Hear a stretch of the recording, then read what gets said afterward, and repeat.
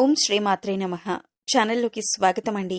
ధనస్సు రాశి వారికి నవంబర్ 17, 18 తేదీల్లో ఎం అనే వ్యక్తి ద్వారా జరిగేది తెలిస్తే దిమ్మదిరిగిపోవాల్సిందే. ఈ వీడియోని ఈ రాశి వారు ఒంటరిగా మాత్రమే చూడండి. వీడియోని ఎక్కడా కూడా స్కిప్ చేయొద్దండి.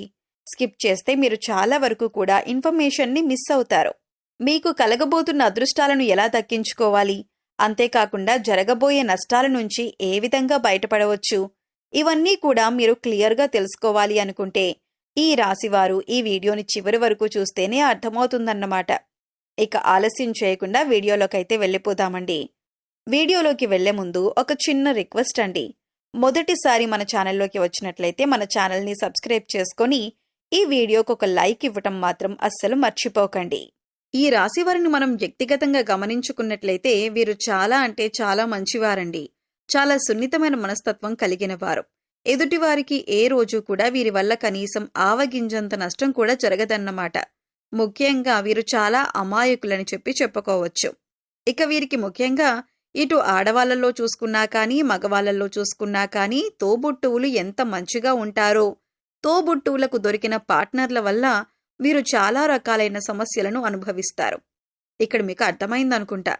తోబుట్టువులకి దొరికిన పార్ట్నర్ వల్ల అంటే ఇప్పుడు ఆడవాళ్ళు ఉన్నారనుకోండి, తోబుట్టువులు వారి యొక్క భర్తల వల్ల, లేదంటే గనక మగవాళ్ళు ఉన్నారనుకోండి, తోబుట్టువులు వారి యొక్క భార్యల వల్ల మానసికంగా అంటే గతంలో వివాహం కాకముందు వీరికి సహాయం చేసిన వాళ్ళు కూడా వివాహమైన తర్వాత మేమెందుకు చేయాలి, మాకేం అవసరం అని చెప్పి అలా వారి యొక్క తోబుట్టువులు వీరి దగ్గరికి వచ్చి చేయటానికి సిద్ధపడుతున్నా కానీ వారు వెనక్కి లాగేయటం, ముఖ్యంగా పురుషుల భార్యలు చెప్పిన మాట వింటారు కదండి, అలా వెనక్కి లాగేయటం, ఏ మాట కూడా వీరిని వినకుండా చేయటం, వారికి ఏదైనా చిన్న కష్టం వచ్చినా చిన్న ఆపద వచ్చినా గతంలో తోబుట్టువులకు చెప్పుకొని కాస్తంత సేద తీరేవాళ్ళు. కానీ ఇప్పుడు ప్రస్తుతం వారికి ఆ అవకాశాన్ని లేకుండా చేసేస్తారన్నమాట.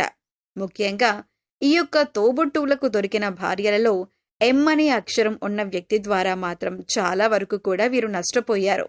ఈ యొక్క ఎం అనే అక్షరం ఉన్న వ్యక్తి వీరి యొక్క తోబుట్టువు భార్య అయినా కావచ్చు, లేదంటే వీరి యొక్క బంధువుల్లో ఒకరైనా కావచ్చు, లేదంటే కనుక వీరి యొక్క స్నేహితుల్లో ఒకరైనా కావచ్చు. ఈ యొక్క ఎం అనే అక్షరం ఉన్న వ్యక్తి వీరి యొక్క మంచితనాన్ని, వీరి యొక్క అమాయకత్వాన్ని అలుసుగా తీసుకొని వీరిని ఎప్పుడూ కూడా విమర్శిస్తూ ఉండటం, ఏదో ఒక నింద వీరి మీద మోపుతూ ఉండటం, వీరి యొక్క అదృష్టాన్ని చూసి ఈర్ష్యపడటం, ఇటు భర్త వైపు సపోర్ట్ లేక, లేదంటే ఇటు భార్య సరిగ్గా ఉండక, మగవారికి ఇటు సరిగ్గా వెనకాల ఆస్తిపాస్తులు లేక కాస్త కృంగిపోయి ఉన్న మనుషులు కదా వీరు. ఈ రాశి వారి యొక్క కృంగిపోవటాన్ని అలుసుగా తీసుకొని ఎలాగైనా కానీ వీరిని దెబ్బ కొట్టాలి అని చెప్పి వీరిని ఏ మాట పడితే ఆ మాట అవమానించటం, వీరిని లెక్క చేయకుండా చూడటం, చుట్టాల్లో పక్కాల్లో పిలిచినప్పుడు నలుగురిలో అవమానించటం, వీరిని ఏదో ఒక రకంగా టార్చర్కి గురి చేయటం, ఈ రాశివారు ఏదైనా ఒక మాట అందామంటే వీరికి సపోర్ట్గా వెనకాల ఎవరూ ఉండకపోవటం వల్ల అది కూడా అలుసుగా తీసుకొని 1కి 4 మాటలనే ప్రయత్నం చేయటం, తక్కువ గౌరవాన్నివ్వటం, ఎక్కువగా అవమానించటం, వీరితో పాటు ఉన్న వాళ్ళకి మాత్రం ఎక్కువ విలువనిచ్చి పక్కనే ఉన్న వీరిని మాత్రం అలుసుగా చూస్తూ ఉండటం, దీనివల్ల చాలా వరకు కూడా ఈ రాశివారు కృంగిపోతూ ఉంటారన్నమాట.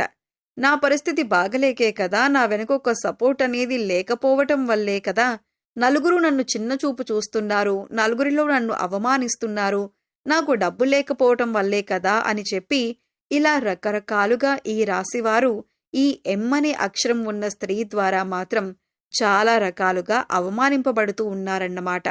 ముఖ్యంగా మీరొక్కటే తెలుసుకోండి, ఏంటి అంటే కనుక ఎవరూ మిమ్మల్ని అవమానిస్తున్నారు అంటే కనుక మిమ్మల్ని చూసి వారికి భయం లేదు అని ఒక పాయింట్. రెండోది ఏంటి అంటే కనుక ఇక్కడ ఎవరికి ఎవరూ సపోర్ట్ అనేది ఉండరు, ఎవరికి వారే స్టాండ్ తీసుకోవాలి. ఎప్పుడైనా కానీ జీవితంలో మన పుట్టుక మరణం అనేవి ఒంటరిగానే వస్తాయి, ఒంటరిగానే పోతాం. మధ్యలో అనేక రకాలైన బంధాలనేవి ఏర్పడవచ్చు.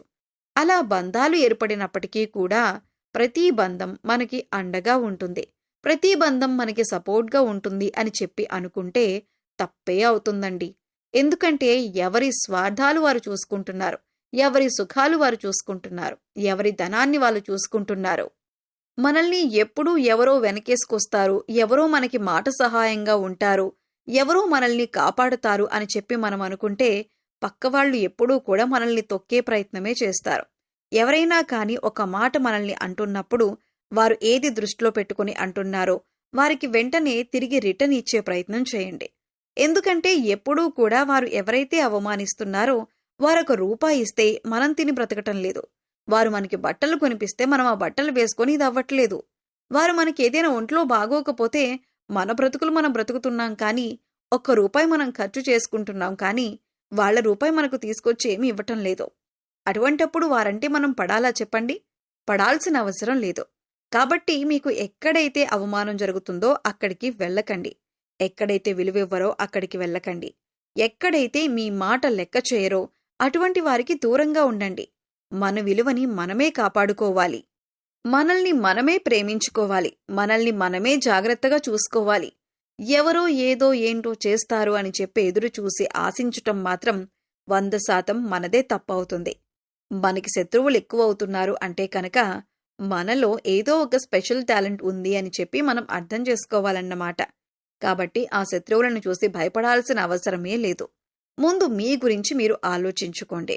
మీరు ఏదైనా పని చేస్తూ ఉంటే కనుక ఆ పనిలో ఎలా సక్సెస్ అవ్వాలి, ఆ పనిలో ఎలా టాలెంట్ని తెచ్చుకోవాలి, ఆ పనిలో ఎలా ఎక్కువ డబ్బు సంపాదించాలి, దీని గురించి ఆలోచించుకోండి. ఉన్న రూపాయి ఎలా పెంచుకోవాలి అని చెప్పి ఆలోచించుకోండి.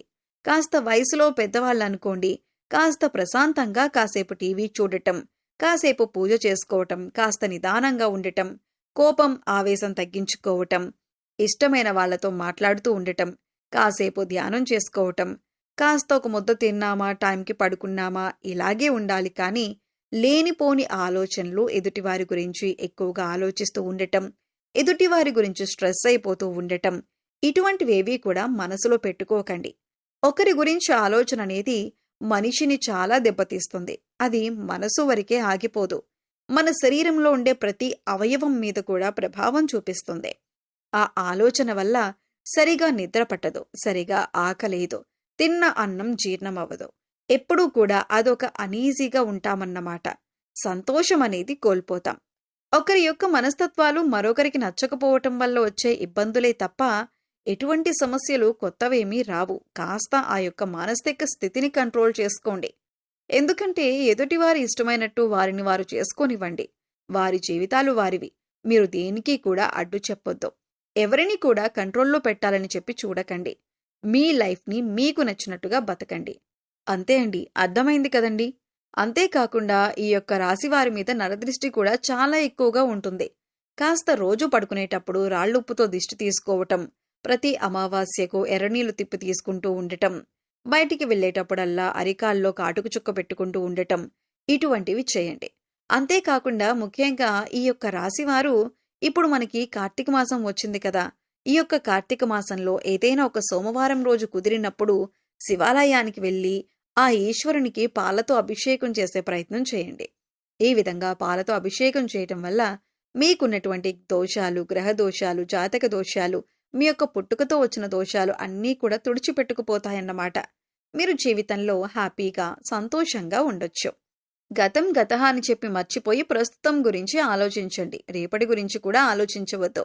ఈ క్షణం తర్వాత క్షణం ఎలా ఆనందంగా ఉంటామనేది మాత్రమే చూసుకోండి. దీనివల్ల జీవితంలో సగం టెన్షన్స్ తగ్గిపోతాయి, సగం బరువులు దిగిపోతాయి. హ్యాపీగా ఉండొచ్చు, ఆనందంగా ఉండొచ్చు. ఇప్పటి వరకు కూడా ఏవో తెలుసో తెలియకో లేదా మంచితనంతోనో ఎంతో మంది యొక్క మనసును మార్చాలని చెప్పి చూశారు. అది మీ మంచితనం, అది అవతలి వారికి నచ్చనప్పుడు వదిలేస్తే మీ మీదుండే బరువు సగం దిగిపోతుంది కదా. కాబట్టి ఇవేమీ కూడా అవసరం లేదండి. హాయిగా దైవాన్ని స్మరించుకుంటూ ఉండండి. హ్యాపీగా తినండి, హ్యాపీగా నిద్రపోండి. ఏదన్నా ఖాళీగా ఉన్నప్పుడు కాస్త గుడికి వెళ్ళండి. లేదంటే కనుక మీ పనులు మీరు శ్రద్ధగా చూసుకోండి. హ్యాపీగా రోజులు గడిచిపోతాయి. అంతేకాకుండా ఆ యొక్క ధనలక్ష్మీదేవి అనుగ్రహం కూడా కలుగుతుందన్నమాట. మీరు చేసే పనులు యందు మీకు లక్ష్మీ కటాక్షం కూడా కలగబోతుంది. కాబట్టి ఎటువంటి ఇబ్బందులు మీకు ఉండవన్నమాట. ఆ విషయాన్నైతే మనసులో గుర్తుంచుకోండి. సో అర్థమైంది కదండి. మరి ధనస్సు రాశి వారందరికీ ఈ వీడియో నచ్చిందనుకుంటున్నాను. నచ్చింది అనిపిస్తే వీడియోకి ఒక లైక్ ఇవ్వండి. లైక్ ఇచ్చిన వెంటనే హైప్ అని వస్తుంది, హైప్ ఇవ్వండి. మొదటిసారి మన ఛానల్లోకి వచ్చినట్లయితే కనుక మన ఛానల్ని సబ్స్క్రైబ్ చేసుకొని సపోర్ట్ చేయండి. మీ యొక్క స్నేహితుల్లో, బంధువుల్లో ధనస్సు రాశి వారు ఉంటే వారితో షేర్ చేసుకోండి. ఎందుకంటే వాళ్ళు కూడా తెలుసుకుంటారు. వాళ్లకు వచ్చిన కష్టాల నుంచి కొంతవరకు బయటపడతారన్నమాట. మరి రేపు మరొక మంచి వీడియోతోటి మళ్ళీ కలుసుకుందాం. అంతవరకు కూడా పరమేశ్వరుని ఆశీస్సులు మీ మీద, మీ కుటుంబ సభ్యుల మీద ఎల్లకాలం ఉండాలని చెప్పి మనస్ఫూర్తిగా కోరుకుంటూ సర్వేజన సుఖినో భవంతు. నమస్కారమండి.